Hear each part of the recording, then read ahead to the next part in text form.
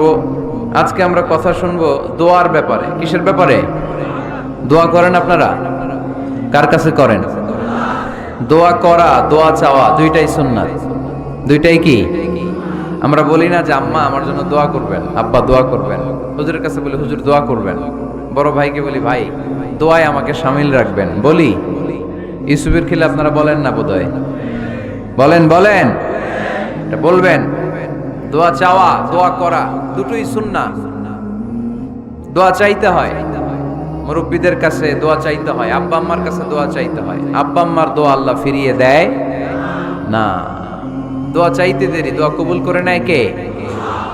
আমরা আব্বা আম্মারে রেখে দিয়ে অমুক দরবারে যাই, অমুক দরবারে যে দোয়া চাই। আসল বড় দরবার যে আমার ঘরে, এটাই ভুলে যাই।